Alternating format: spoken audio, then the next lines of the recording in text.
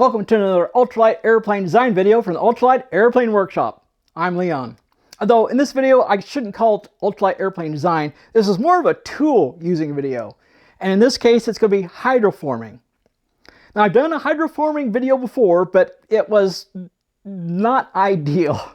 And the problem was I was trying to hydroform the nose rib of the UWS-4 Ultralight Airplane. The rubber I was trying to use to do this was smaller than my rib.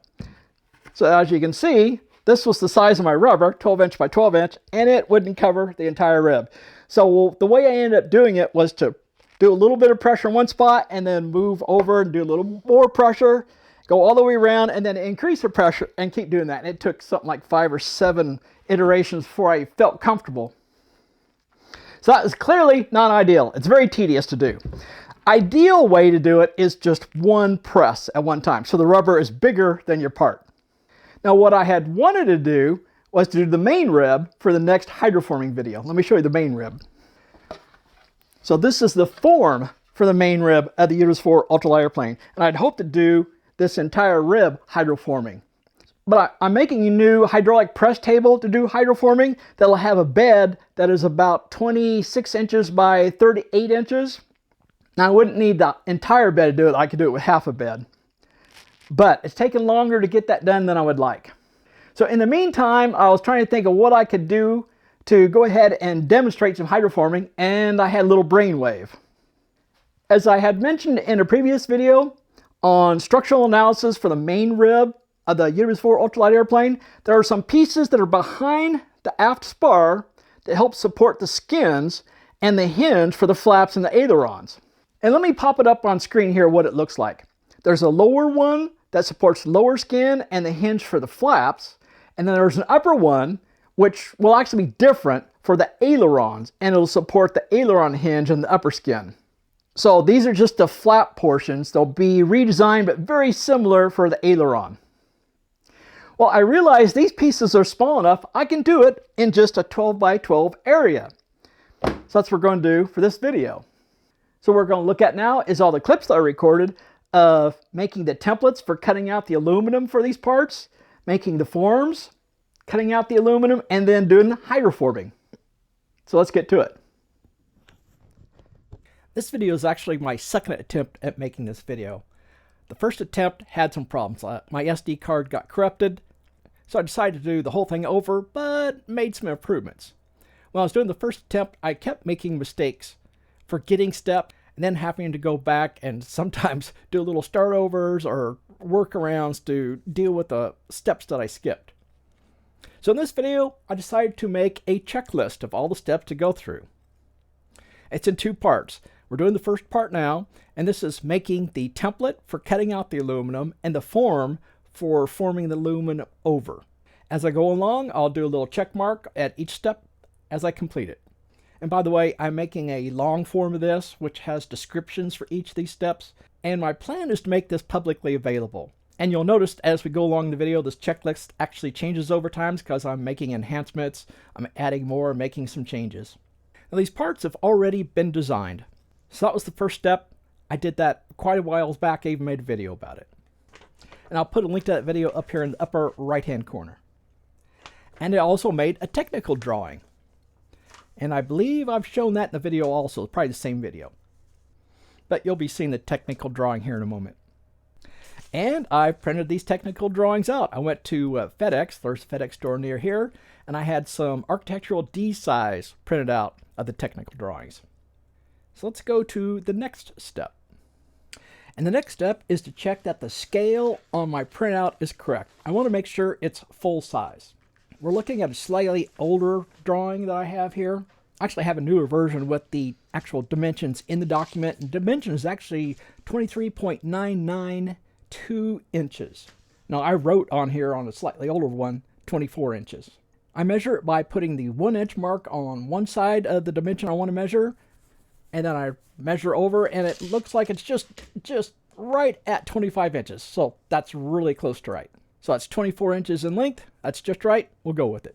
So here's why it's important to know whether the printout was the correct scale when it printed.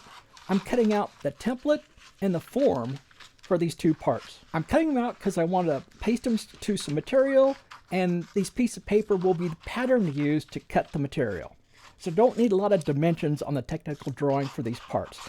I do have some drill hole sizes, so I know what size of drill bits to use. But other than that, I don't really need dimensions on here because these are just patterns.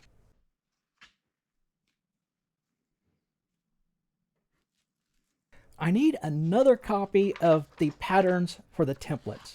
And the reason for that is I need a shape in order to draw on the aluminum sheet when I'm going to cut it out, so I know where to rough cut the aluminum sheet. Now I could just have had another copy of my architectural D size and just cut that out, but instead I went and took my two templates up to my wife's copier and just made a copy on a little 11.5 by 8 sheet of paper.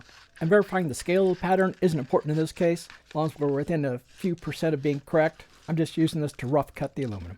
And then I cut those out. Now I want to make these patterns a little bit stiffer, want to last a little while so I can make quite a few parts out of it, because I have something like 22 ribs I need to make, although only half of them will be for the flaps, which is what this set of templates and forms is for. So I'm going to glue these to some backer board, and in this case it's just some really heavy-duty craft paper.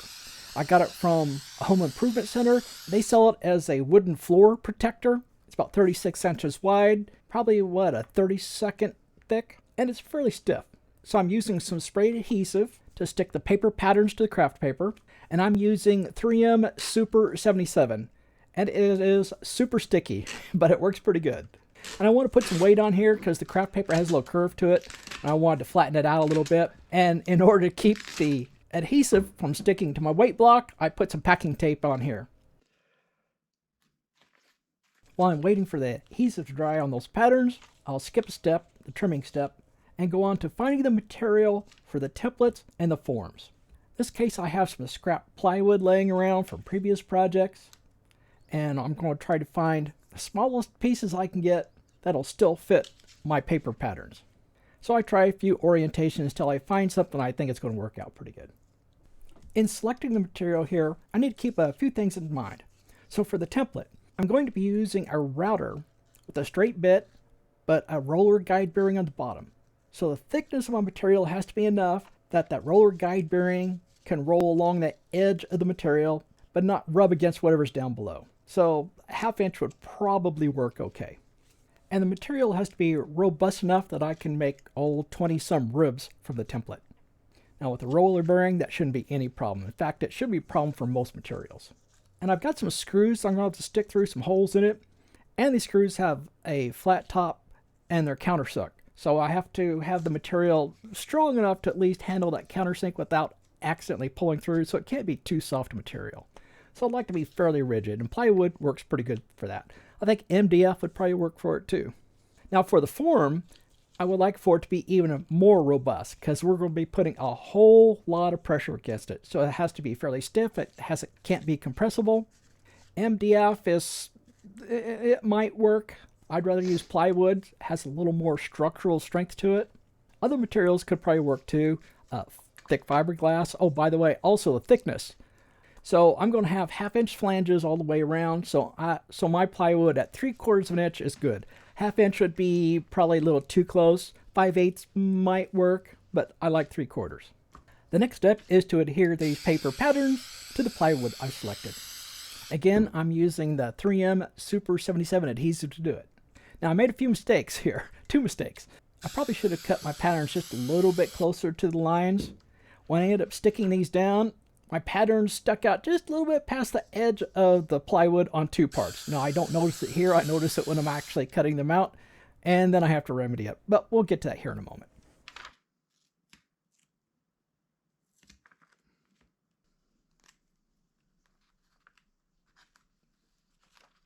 Let's go back a couple steps now and cut out the patterns that we're going to use for marking out the rough cut lines on the aluminum. It turned out the packing tape actually held this down pretty flat, so I probably didn't need to put a weight on top of it, but I think the packing tape probably adds a little more durability to it. Accidental marks on the pattern won't be a problem. I can just take those off with some alcohol or something, whereas it would have been far more difficult on just the plain paper. Now when I'm trimming these, I'm trimming about 1/8 of an inch from the pattern. That should give me just enough excess aluminum that some slight misalignments won't be a problem when I attach them to the template using the index holes. and I don't want to be too far away from the pattern and just waste aluminum. Now's the time to drill some of these holes that can be difficult to do later, particularly when they're not full holes, they're arcs. Now the ones I'm doing right here with the Forstner bits did not really have to be done now. I could have done them at a later step. I just happen to have that Forstner bit in there, so I decided to go ahead and drill them. Now, these holes on the technical drawing should have center locations marked on them. Now one of these did, and one of these did not. Now, as I said, I'm actually using some slightly older drawings here in this video. I have newer drawings that have all the center holes marked. And it just makes it much easier to get the drill bit where it's supposed to be. Now here's one of the mistakes I mentioned earlier. When I go to put this clamp on, I noticed that the board kind of tilts up at an angle, and then I realized, this old plywood had a shelf cut out, a dado cut out on the bottom edge of it, and I did not notice it. Now, it's not a real problem. I could get by with it on a template. I could not get by with it on a form. But I am going to go ahead and glue a little 1/4 inch piece on the bottom a little bit later to fix this issue. In the meantime, I can just reorient this board so my clamp can hold the piece in place without tipping it.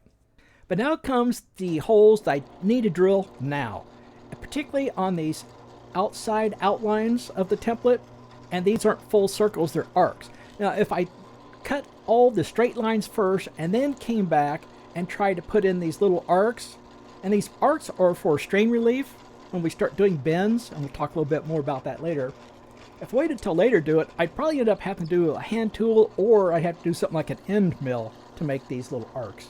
It's just much easier at this point to go ahead and drill them now, and then when I go to cut these straight lines, it won't be an issue.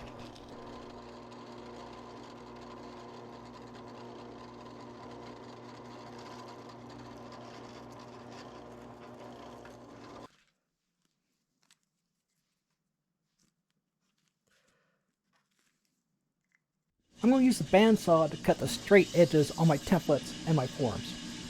Now I want to get that bandsaw up pretty close to that outline, not quite touching it.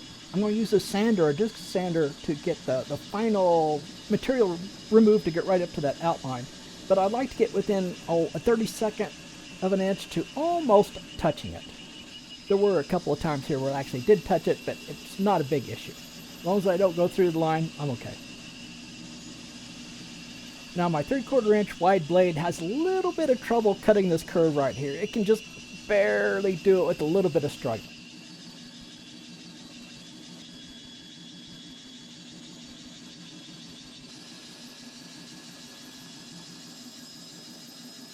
Now right here, when I'm going to cut up to this little circle, is what I was talking about earlier. It was easier to drill this hole first and then cut the straight line up to the edge of that arc, rather than doing it the other way around, the other order. And as I said, the closer I can get that line, the less work I have to do later on the disc sander. This bandsaw is way faster than disc sander getting rid of material. Now here's where you can see an issue that I didn't realize until a few cuts later. But that left-hand side right here, you see how it's kind of bent over the edge? That's because I got that outside of my pattern just a little bit past the edge of my material. So that's a problem. I'm missing some material there. The solution is to 5-minute epoxy some 1/4 inch wide material in there to add just a little bit more so that I can get the full width of my outline in wood. But I'll take care of that in a moment. And here is that moment. What you see here on the left is a piece of material that I glued in there extra. You can see where it had been folded over as I'm cutting along here. So it didn't take too long to get that fixed. It wasn't a big deal. Now the template isn't so bad. At least this template does not have any strain relief holes anywhere, so this is just some simple straight cuts. So this is much easier to do than the template.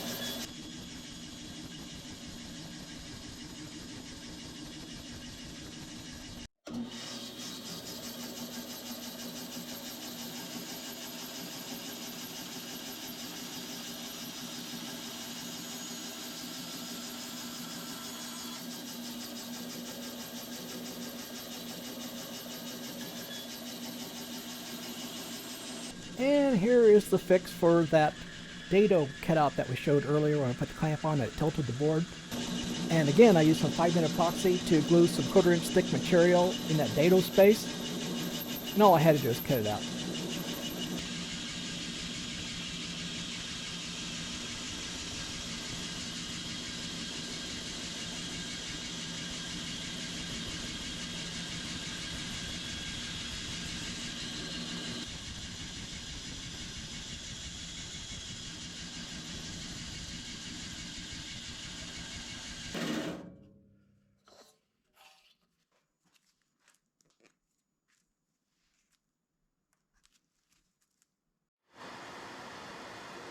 We've got a thunderstorm coming in, so you may hear little thunder boomers in the background. Our next step is now to go ahead and remove that rest of material right down to the outlines on our patterns, right up to it. I'm going to use a 6-inch disc sander to do that. All the templates have 90-degree edges. The router bit is going to run along those edges, so I want those to be 90 degrees. There are also 2 edges on the forms that I want to be 90 degrees. And that's because I don't care if they have a little spring back on them. I'm not going to place any rivets in them, so it's fine if they spring back just a little bit. Now you'll notice here on these templates, I have 90 written on one edge of each template. On one of the pieces, there's a U written next to each edge, and on the other piece, there's 2 edges that have a U. That means I want to undercut those just a little bit to deal with spring back when we're forming the piece. Now little short edges, right where I drilled those strain relief holes, I can't get those here with this disc sander, at least not with the guard on there. I'll do those by hand a little bit later. And the concave curves section, I can't get that very easily with disc sander, almost impossible. And so I'll use a little drum sander for that.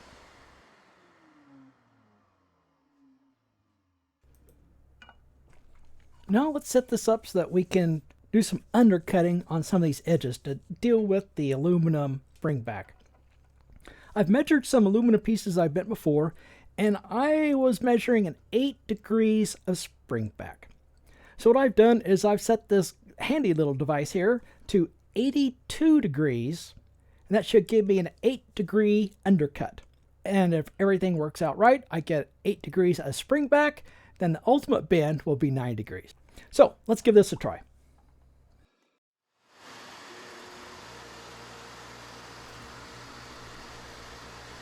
Now I'm only sanding on the sides that have a U written next to the edge, because those are the sides I want to undercut. The rest of them are leaving alone for now.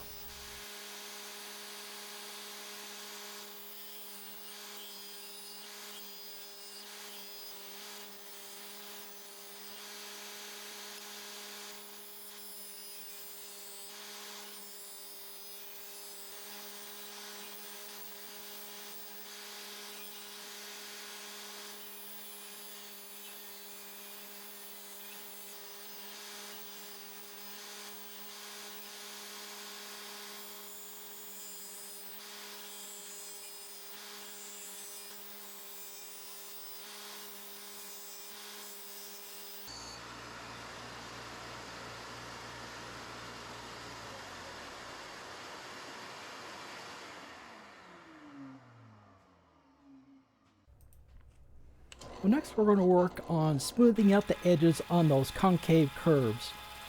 A template has one and a form has one. We're going to start out trying with this rotary file on the drill press. Now this can work, but it's super slow and it makes a super fine dust. So it can work, but it's not the best. What I would recommend instead is getting a sanding drum, and that you can stick that into a drill press if you don't already have a sanding drum. And this works much faster, and it makes smoother curves. That rotary file was kind of a small diameter.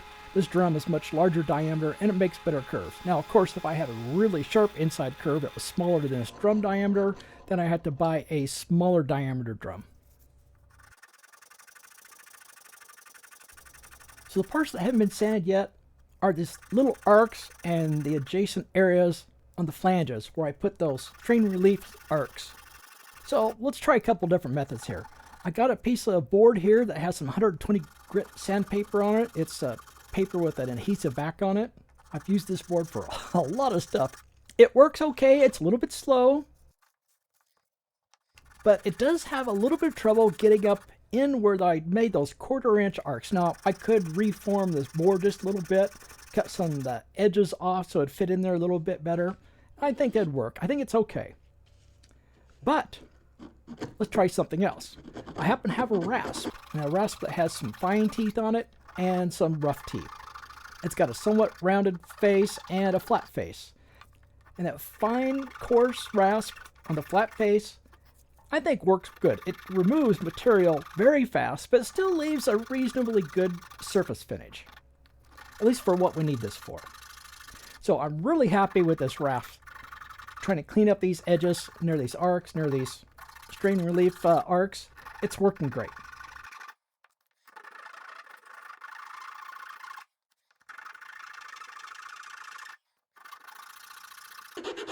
So we finally have our templates and our forms, smoothed the edges and shaped it down to our pattern lines.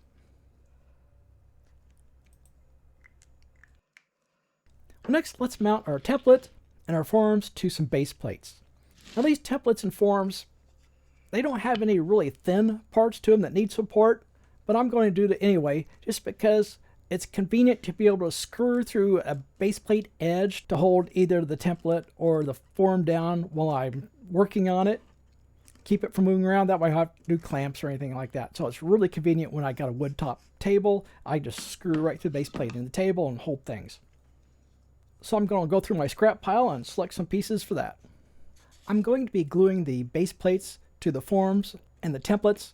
And so just as convenient so I know where to place the glue on the base plates, I'm running an outline of the forms and templates on the base plate. And on the base plate for the forms, I'm actually putting both forms on the same base plate. This will just let me do a hydroforming press on both of them at the same time. Just save me a little bit of time.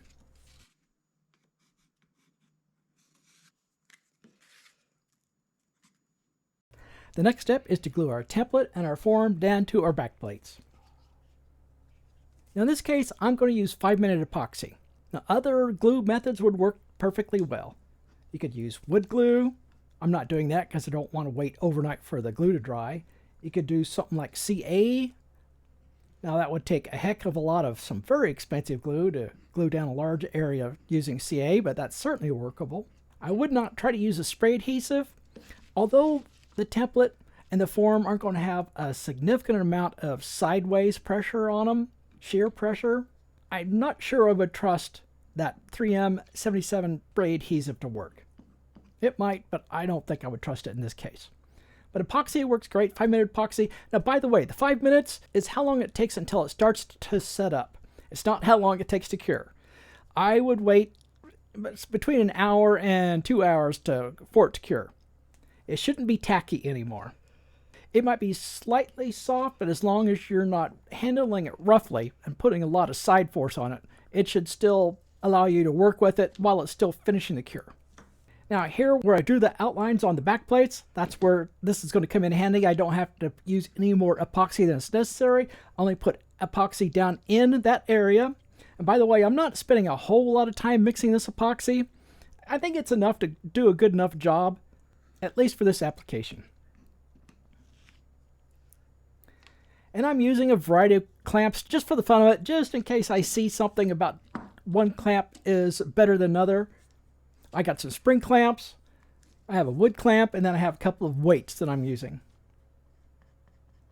And by the way, they all work perfectly well. There was really no difference between them.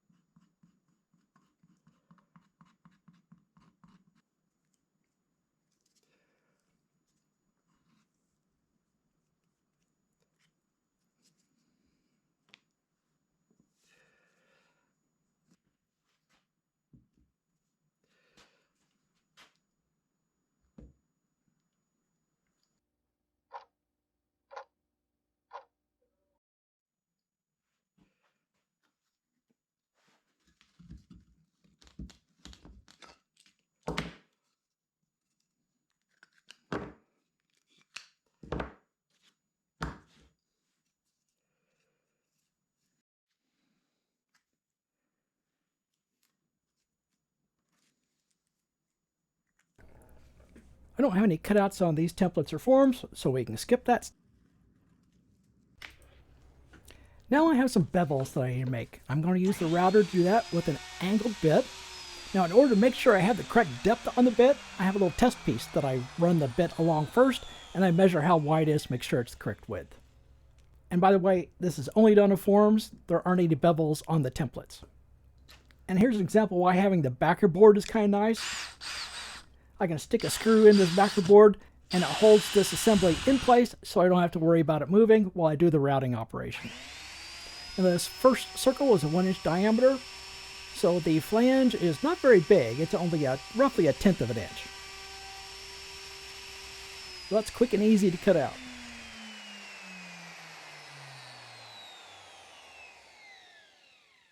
This next flange is for a 45-degree bend on this slightly inside curve.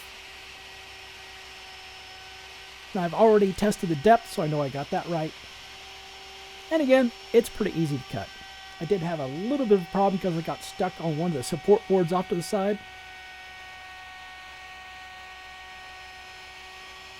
But it worked out pretty good.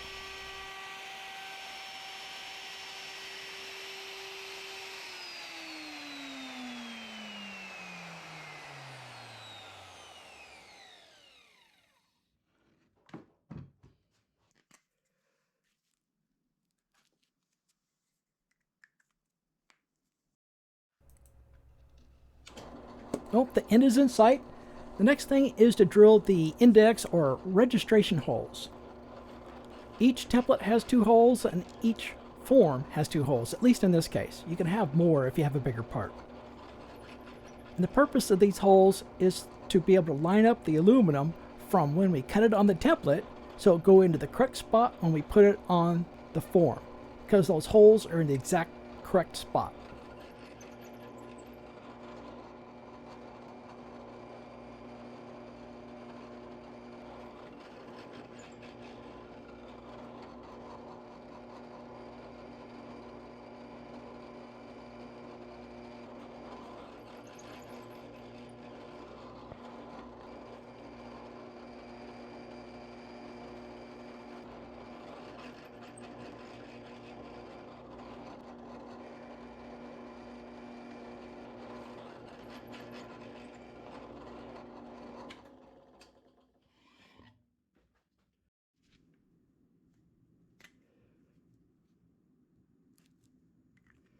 Now I am using a countersunk screw through these holes to hold the aluminum part on. So I need to countersink those holes on top.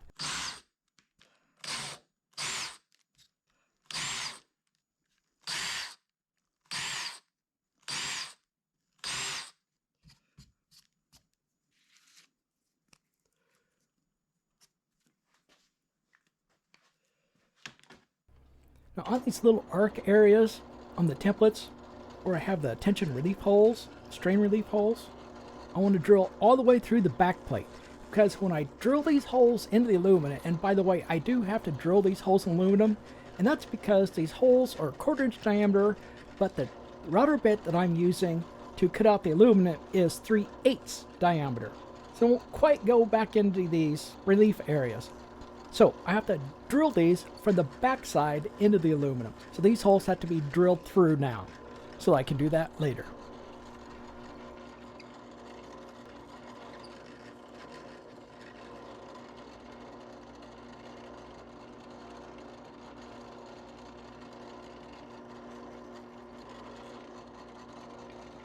Now to cut out this 1-inch diameter hole in the aluminum, I'm going to have to drill a guide hole through the aluminum from the back side for the hole saw. So that's what I'm doing here.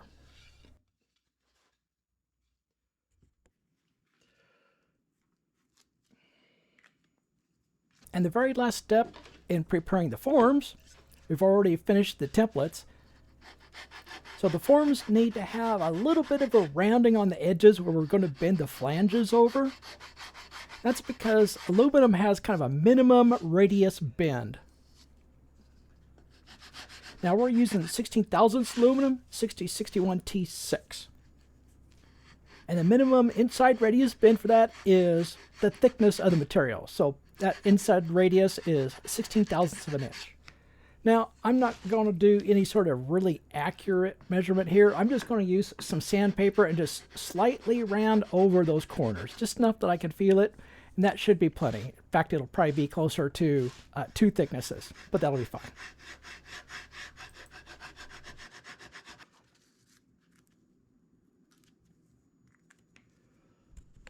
I said I was done, but I decided to do one more operation.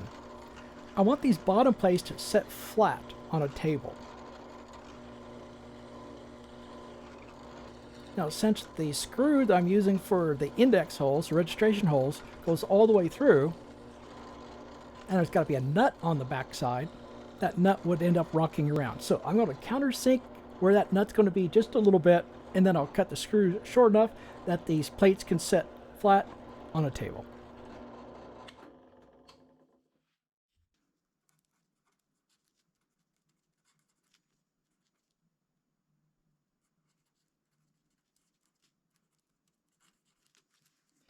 I think that what we did turned out pretty well.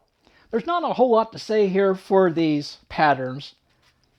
And just in case it wasn't clear what the patterns are for, the patterns are what are laid on top a piece of aluminum, and then using a marker, I'll draw out the outline, and I'll use some tin snips to rough cut out the parts. And then once they're rough cut out, I'll put them on the template. And the rough cut will actually allow me to lay it on here fairly well. I won't waste a whole lot of material. And then I will attach it by drilling from the back side a couple of these index or registration holes. And then I'll use some screws to hold it in place. And then I'll use a router to go around the template and cut out the part to the exact shape. And when you do that, you end up with something like this. You can see where the index holes were. I use countersunk screws to attach so you can see little indentations there. And I can produce the same exact part every time, which is something I really like about this process. And frequently have to come back and do some other operations like deburr the edges and do a good job inspecting, make sure it looks right. Then we go to the next step, which is actually the hydroforming. We attach our cutout part to the form, and then we use the same screws that we used on the template to attach it to the form. And then we put rubber on here and apply pressure, and that'll fold all these flanges down. It'll fold 45-degree angles. It'll fold the inside curves here, the flanges here, and it'll make a part, and it'll make it identically every time. At least until the form starts wearing a little bit. Now, one drawback to using the plywood, and it only happens when you're trying to make fairly sharp corners. For example, on this form, you won't be able to see it, but I lost a little bit of wood right here on this corner because it got sharp. There was not enough material to hold it. So I think it'll still work for what I'm wanting to do, but that's one of the drawbacks to using plywood. And my checklist. I'm very happy with that. I think it's working out well. It actually helps to keep me from forgetting steps like I've done before. I'm going to make this document public. I'll put a link down into the description. Now, there's going to be two versions of the document. This first version only has the process for making the templates and the forms. And I don't have it here, but there's another 14 pages describing the various steps and variations you can do on the steps. Now, when we do part 2 of the video, when we do the actual hydroforming, there is another checklist for that. And it looks like it's just about as long. And I'll update the document then when I have that additional information and I've got a chance to put more description in there. Well, guys, thanks for watching. Until part 2.